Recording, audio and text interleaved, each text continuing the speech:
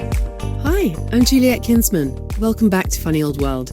We've been away and we're back with a focus on what I believe the world needs most right now, hope. Specifically what's generating it and how travel can help unlock climate solutions. First up in our new series of Funny Old World, What's Giving Us Hope, is a talk I gave to the British Guild of Travel Writers on the power of storytelling to help us all better understand the key issues in sustainability, from the importance of biodiversity to place-based economics. First of all, thank you immensely for being here. Thank you to the Guild for hosting this. We all know how much goes into this. It is a lot of work, and you've given a lot of your time, so thank you. I always think about the return on investment. If I quantified the value of all our time, well, it's not that much if we're freelance travel writers, but you're all gathered. Thank you so much. They gave me an hour. I'm going to use just a little less than that. You'll be here happy to hear, because I know I stand between you and some, as he described it, lovely wine. So I wanted to use this time not just to share my thoughts and experiences, but also to get what I was thinking are your light bulb moments. I'm here to talk about, indeed, solutions-led storytelling, but I want your light bulb moments, those moments when you have travelled as a journalist and you thought, I really need people to know this stuff. I need people to understand how tourism is actively presenting solutions to problems and how me talking about it can help. We definitely need. There's a lot of problems in the world. We need more inspiration around that. So, it's 2018. I'm standing in a 10 million year old rainforest, listening to the zig, zig, zig, this crazy noise of the jade green cicadas. Has anyone heard those? In Langkawi. It's like a car alarm, actually. I'm listening to Irshad Mobrak, naturalist. You could say, we could call him Malaysia's answer to David Attenborough. He's definitely met him a couple of times. And he's talking to me about the fig trees. And he's explaining to me, I think he said 138, somebody fact check that, what kind of journalist am I? I think 138 different species of fig tree. And for each species of fig tree, there is a companion fig wasp. And they are the only pollinators of the fig tree. And those fig trees, as we know, provide lots of food for many other animal species. Fig wasps are also keystone species. We hear these terms, particularly in sustainability and in conservation, and it's really, really important we think about the language. I know we know this, but I'm just emphasizing the language we use, really thinking about it. Are you going to find your sustainable niche, or are you going to find your sustainability niche? I'm just thinking, look at language. It's really, really important. We can be very, very casual in sustainability. And I just think about, I have to have it like how would you explain something to a 7-year-old? That might be a way of doing it. So like in terms of keystone species, I think about those fig wasps. And if you imagine the word, well, why do we need keystone species? Irshad helped me understand the importance of biodiversity. That's why it was key. And biodiversity crisis is the flip side, as we know, of the same coin, the climate crisis. But why is that? Because if we lose those fig wasps, if climate changes and we don't have it, then we lose the fig trees. There's a cascading effect, obviously. And keystone species are important. Why? Because they support the structure and the stability of an entire ecosystem. Now, we might say there are lots of ecosystems. If you're an astronaut, arguably, if you've been to space, look down on planet Earth, it's just one ecosystem, one interconnected ecosystem. I always think about that keystone. Obviously, the word comes from that seemingly insignificant masonry in the arch, where if you removed it, the whole thing would collapse. Now, I live in a basement flat in a concrete city. The significance of biodiversity doesn't always land, but it's there in nature. It's when we travel and when we pass on those stories that sometimes we really, really get it. I also think of us as journalists as very important keystone species in society. Okay, I'm going to take you to Kenya. We're at the Masai Mara. Joss Kent. Who knows Joss Kent? No. Yeah? So his dad, Geoffrey Kent, created Abercrombie and Kent. He's now CEO of Ambion, but it's many moons ago. He's there. He's giving a tour over many days. And it's not just conservation and nature that they've seen and appreciated. But Bill and Melinda Gates have also seen severe poverty adjacent to these conservation projects. Now, I don't think Bill and Melinda Gates, even back then, had any idea what stark poverty, to quote Joss, was like. But they could access it when they traveled. That is the power of travel to connect us with problems. Now, something else I think about a lot. What is the definition of the word privilege? It's thinking something doesn't matter because we haven't personally experienced it ourselves. As a result of that light bulb moment in the Mara, they decided to set up a foundation. I think we do a really bad job in travel of tracking these light bulb moments and how they convert into positive impact. So it would be really, really amazing if we could really quote more people, make people understand the power of travel to really help people connect to solutions. Who has been to the Amazon? Right? Well-traveled bunch, right? Often when we go, one of the things we hear is the greatest driver of deforestation is animal-related agriculture. So I have a friend who's a travel writer, and he became vegetarian after going to the Amazon. After he heard that, he thought, oh my God, I really have to stop eating meat. And then he says to me, which means I can fly everywhere. It doesn't quite work out like that. It probably will cut him some slack around one long-haul return, maybe. But still better, much better. And then don't even get me started on vegan, the nuance. Oh my goodness, you've got the soy, then you're going to be eating the soy, and then there's monocrops. It's nuanced in sustainability. But every single time we deepen our own understanding, we can pass that on. It's really important, totally, to nerd out on these things, ask questions. I don't know if you've been to the Great Barrier Reef or whether you've been to the Maldives, but I know when I went to the Maldives and I saw all that dead coral, I've seen it, I found it so depressing, deeply depressing. The marine biologist, talk about arranging deck chairs on the Titanic. Anyway, marine biologist has got us like tying bits of coral onto stuff to save it. We all know the term coral bleaching. Coral's white, right? Coral is white. So coral bleaching is when ocean temperatures rise and the zooxanthellae, the companion algae, we call it mutualism in biology, obviously, is on this coral. The coral is sort of hosting it as a tenant, and it's like, I cannot sustain you and me, expels it, except it relies on it to survive. So it's kind of coral suicide.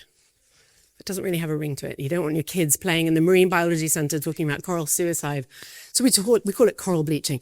But it's important we understand all these significant, these differences. And look, when I experienced that, did I stop flying? Emissions, one of the biggest drivers of heating planet? No. But I did deepen my understanding of sort of ocean health. Is it reparable? What can we do? Do we have power? I think we have agency to share more stories. I think we should definitely choose hotels that have marine biology centers that support scientists learning more about solutions. Oh, there was some good news. I was at a resort. It was really interesting because he was talking about turtle tagging, and I said, does turtle tagging actually do anything, or is it just a nice story everyone loves? And actually, it's really interesting because it costs a crazy amount to tag those turtles. Did you know that? Like crazy, thousands. But then I heard, when I was lying in my hospital bed actually, that turtles are on the rise. So maybe it is doing something. It's great. Let's not diminish turtle tagging. There we are. I have another question for you. Have you found your ikigai? I love hotels that have found their ikigai. I found my ikigai, I think. It's doing what we love. It's doing what we are good at. It's also what we can get paid for. We have to work on that in travel writing. And it's what the world needs. I love it when I talk about ikigai. People go, yeah, I read that book by that guy. I'm like, Yeah, it's a Japanese philosophy. I think you'll find here. Anyway, life's purpose, life's value, reason for being, ikigai.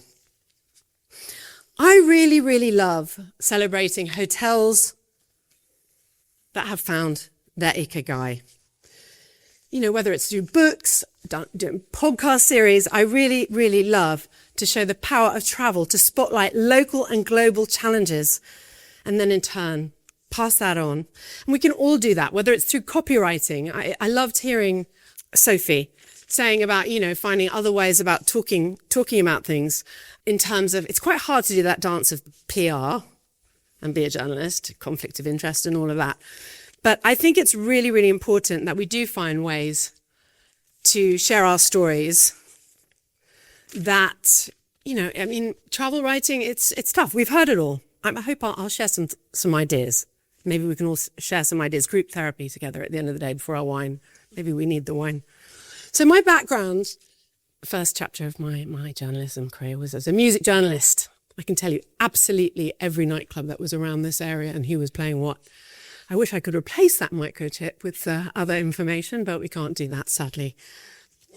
So first few years, I was in a bar in Ibiza on holiday with a friend, and a woman walked in who would become his wife, very smart person.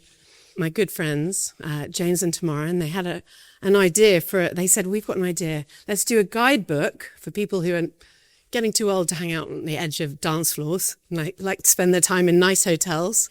And we created Mr. and Mrs. Smith, which we were a publisher at first, and I was founding editor and editor-in-chief when it was publishing and transitioning it to online. So I really went on that journey of actually what we call now content marketing, but I didn't really care about selling hotel rooms.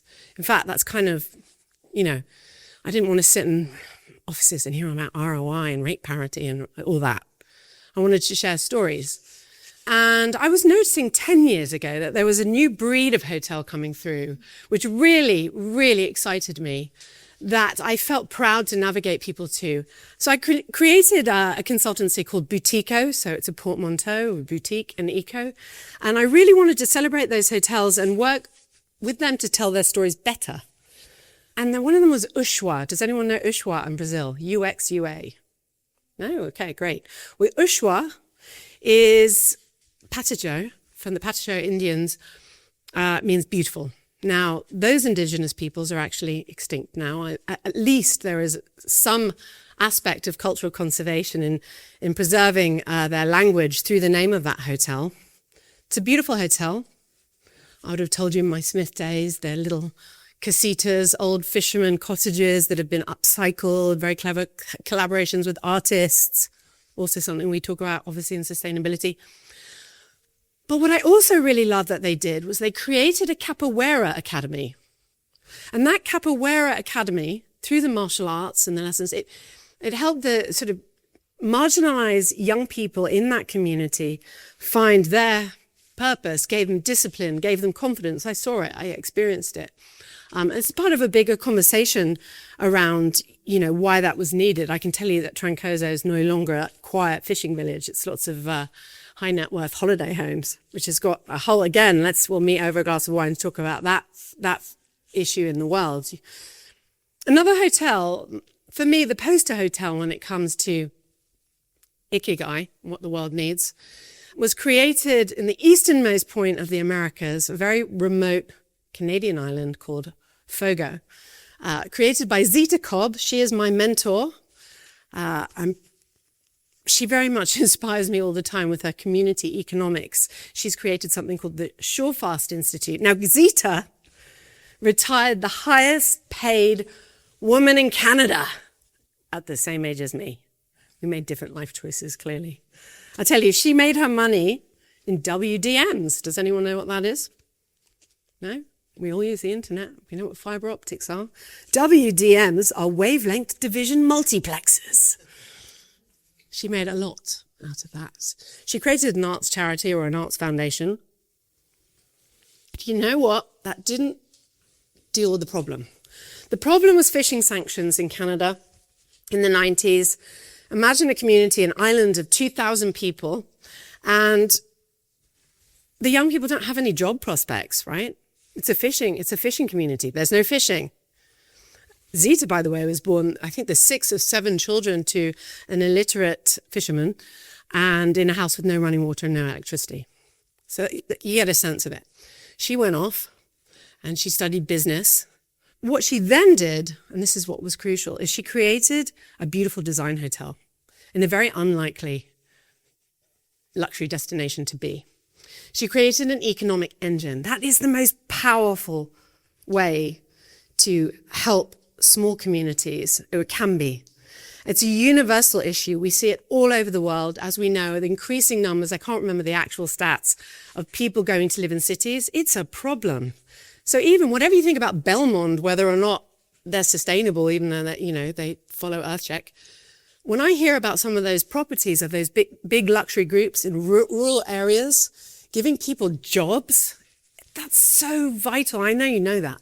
So Fogo Island, not only did it give it jobs, it gave fishermen or boat builders new jobs as furniture makers. It gave the hookers new jobs. Hookers, by the way, is the name for their quilters. So as a pivot.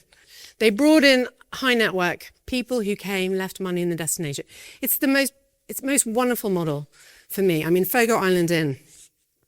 And we never really know, what are the new jobs going to be? We think about that. In 2020, I was named Sustainability Editor of Condé Nast Traveller. That title definitely didn't exist. I wouldn't have known what it meant when I was studying social anthropology in the 90s. I think about that a lot. What are the jobs? My daughter is studying film at university. I'm like, oh my God, AI is going to do that. What's she going to do? And then I think, new jobs come up all the time. Intimacy coordinators. Right, really important, sensitive, making sure, we know that Hollywood needed that doing. Intimacy coordinators, that's a new one. I think, why won't there be sustainability storytelling coordinators, where you never see someone drinking from a plastic bottle, for example? Because don't forget, the most important thing is what we see. I love to play a game. Next time you're in the airport and you're sat, unless, of course, you don't fly because it's killing the world and all that, open your bottle, look around, take a sip of water. Watch how many other people do the same thing. It's so powerful, influencing people with our choices. Happens all the time. So our job isn't just reporting. I think our job, we have such a powerful opportunity. I love George Orwell's definition of journalism, which is, does everyone know George Orwell's? Yeah? Journalism is printing what someone else does not want printed.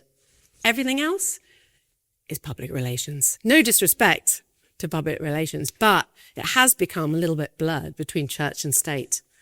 It's hard to be a real travel writer, especially in the time of clickbait, right? It's really, really hard.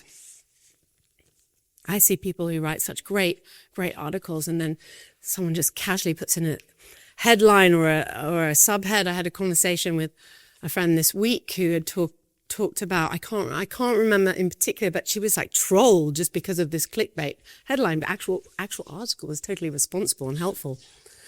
I'm going to give you another quote for Oscar Wilde, just because it amuses me and kind of depresses me, but amuses me. The public has an insatiable curiosity to know everything except what is worth knowing. And a lot of our sustainability stories and thoughts, they are worth knowing. But we've heard sustainability doesn't always get the clicks. I have some thoughts on that. It's talking about sustainability without talking about it. We've heard today that people say, it's such an overused word. It's become a bit meaningless. It's, when people are looking at their holiday, they want to feel joy. Thing is, I also have a problem with the word storytelling.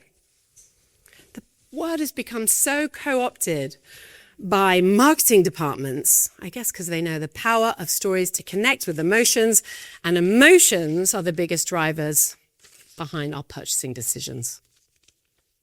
Stats are great. They can tug on heartstrings, absolutely. But they don't always change behavior. Did anyone see that Wall Street Journal article about storytelling? No? It said how, you can look it up, it's fairly recent, and it said LinkedIn job postings mentioning the term storytelling have doubled in the past year. 50,000 references in marketing and 20,000 in media and communication. I don't know what you call storytelling. Something I've been consulting and working with travel brands in different ways for years. Full disclosure, my first consultancy was probably almost 20 years ago with Marriott. So it was helping them use social media. But even then, I would say, tell, don't sell. People want stories. They don't want marketing. Don't you find in today's world, genuinely, I think about this all the time. I mean, I've had a lot of time in the last 3 months to lie and listen to the radio and think. Almost every decision in our world, big decision, it feels like it's made to suit a corporate agenda. I know lots of you will think that and you'll have read books about it, probably written books about it. But I really think about that a lot. So many decisions are simply, this suits my company. Even now when you go in a restaurant, when you used to feel like the customer was always right, oh no, we're only doing the time you can. I just feel like all of us, all the time, everything revolves around what suits companies. And it makes me really, really sad. I feel like so many decisions are just made about what maximizes profits. Economic growth at all costs. I mean, I know you know this. That's why celebrating the travel businesses and the hotels that are owned by people who are authentically passionate about what they do and what they care about is so, so vital. Since I'm talking about marketing, why don't I use a lovely little marketing framework? The BAB, the BAB theory. Does anyone know this? Yeah, BAB. This is, look, if you take one thing from my talk today, this might be helpful.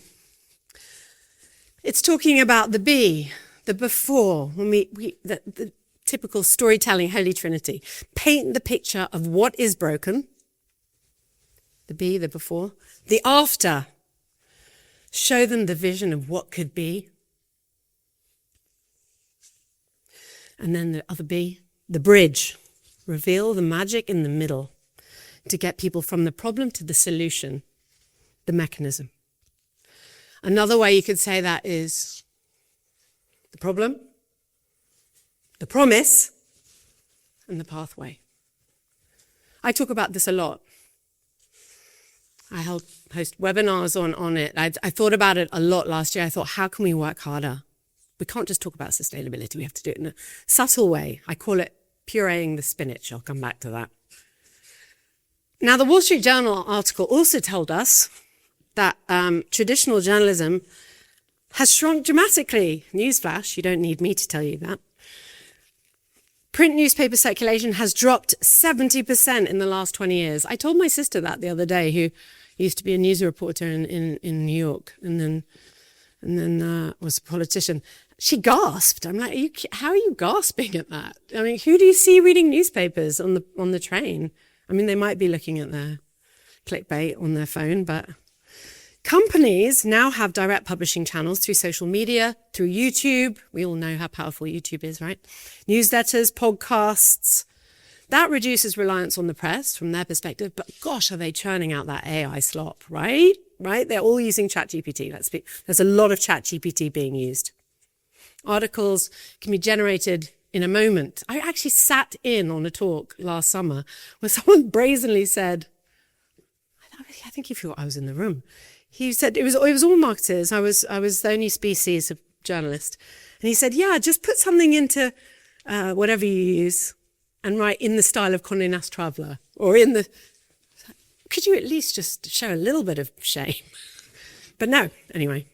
The thing is, it won't be in the style of anything in particular. And the thing about AI, when I think, there's a big difference between AI and us. It can't speak from the heart about a lived experience. Technology cannot replicate human connection. It can't be a real authority. People can smell ChatGPT, I'm sure of it, and that is driving the demand for genuine, authentic human brand communications. Me as a journalist, when I file articles, now, and there's this typo in it or a spelling error, I'm like, great, at least they know I actually wrote it. I love, when I spend time at hotels, always have, love talking to people humans behind the scenes. Really unlikely. You know, I love talking to, I've worked as a consultant through Boutico. I do a lot of impact reports. I love it. I talk to the head of engineering. I talk to the head of IT. I just love it. And when the Datai in Malaysia gave me an example of a solutions-led story, you know, they told me about how they had all these leftover bits of candle and they took it and they worked with a social enterprise to melt it down and create more candles, which actually the social enterprise also sells to other hotel groups. It's great. I love that. I love to see that they, you know, created a purpose-led sort of moment in their supply chain. But it was talking to Mactop that really, really connected with me personally. So I found out that this particular social enterprise was giving jobs to single women. And this is, again, a universal story in Asia and many parts of the world. Job prospects for women, whether they're single because they're widowed, they're divorced, maybe they divorced someone who was a monster, or they're just single. It's hard. It's hard for them. When she explained to me that this initiative through this hotel transformed her life. It's only one person. It's not like a massive stat that we can lead with. But she was able to bring up her daughter and send her to school. And I thought, we need to be talking about this stuff more. We need to seek out these stories. We heard someone earlier say, you know, this might not come up on AI, but whenever you look up the sustainability of a hotel, what feeds that AI or Gemini on Google or whatever, it's the pages of the hotels, right? So they're telling their own sustainability story. They can say, it can be like the Cosmo sex quiz. I know how to answer this to make me 10 out of 10, right? But really, I think hotels should be speaking to real journalists to help them interrogate every aspect. So it's really robust because people are going to understand it better. I love talking to Mactop.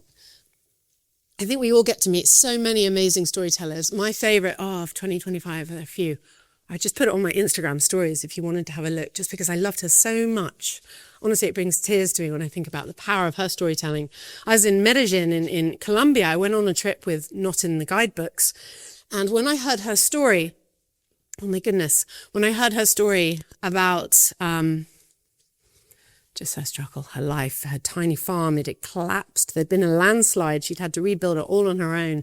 And she explained to me the effects of the narco trade. You know, it was so incredible. And it's those moments. She doesn't have a fancy website. She doesn't have a fancy Instagram. But please, if you go to Colombia or you know anyone going to Medellin, look her up, recommend them. It's often these people, these real storytellers, not the fancy people who call them storytellers. Themselves storytellers. I definitely don't call myself a storyteller.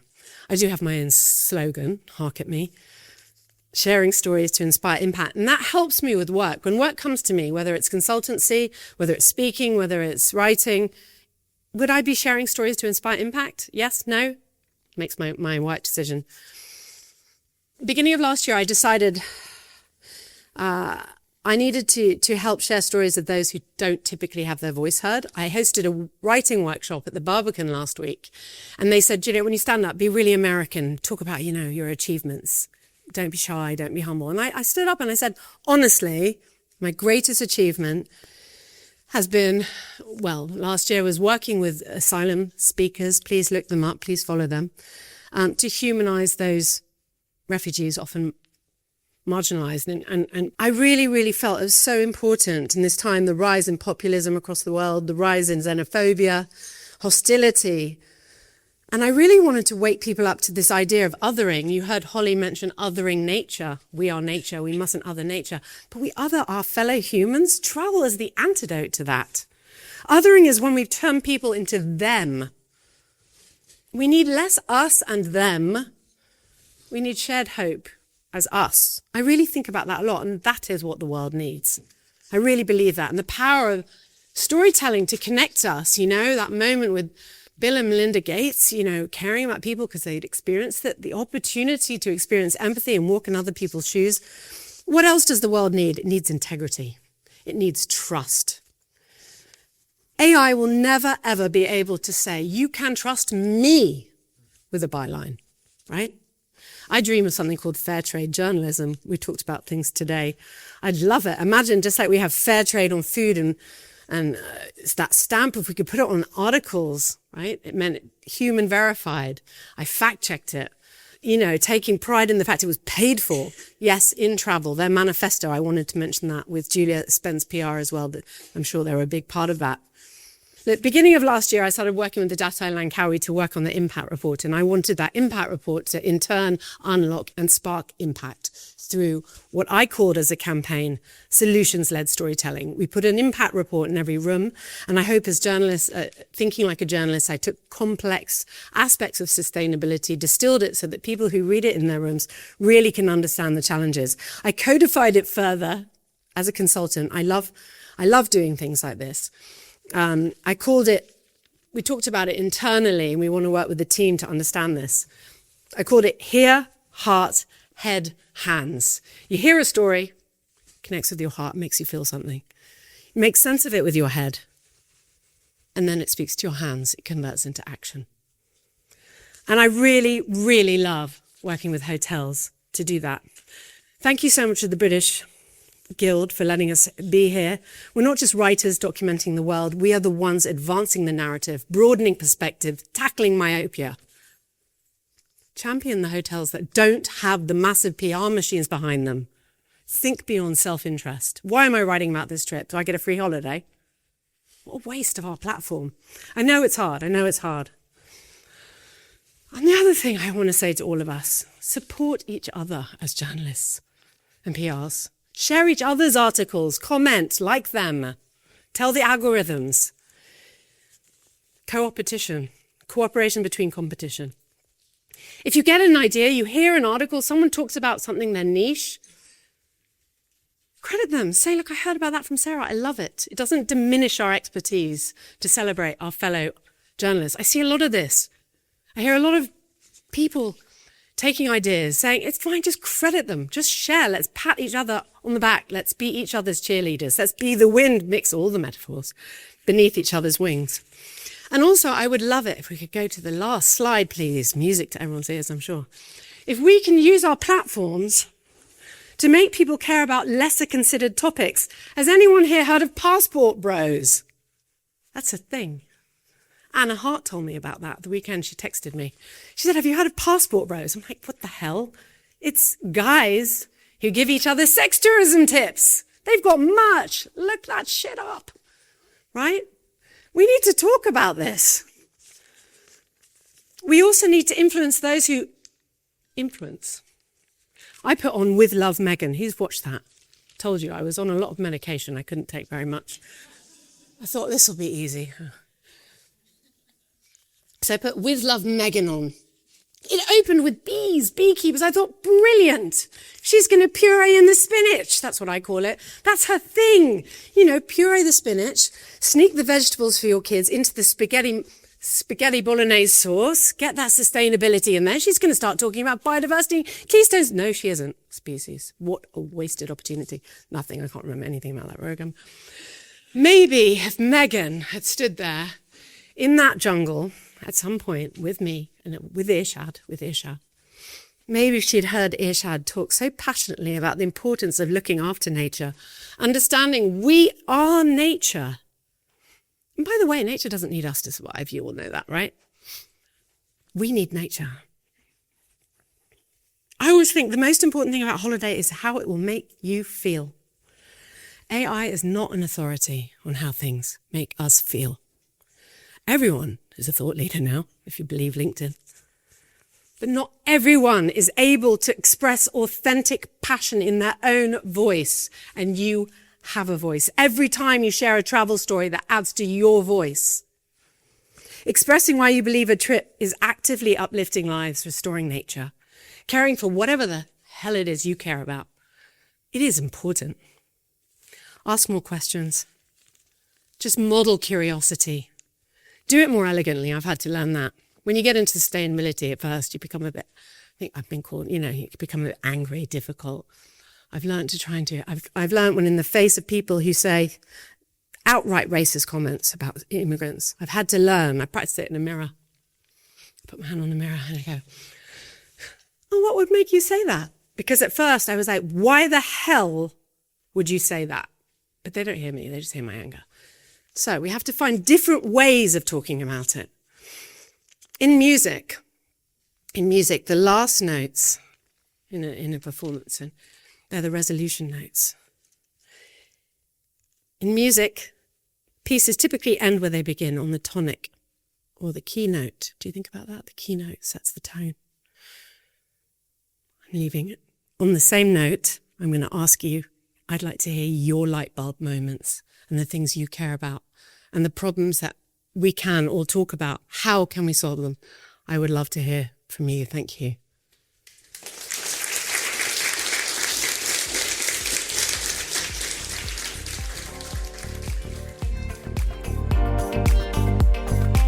Thanks for listening. More What's Giving Us Hope episodes are on the way. Follow, subscribe, and share more stories to inspire impact. Do get in touch on Instagram at Juliet Kinsman. And a big thank you to my editor John Weeks and Mark Mercado of 1129 Media. Stay in touch. More interesting, hopeful conversations coming soon.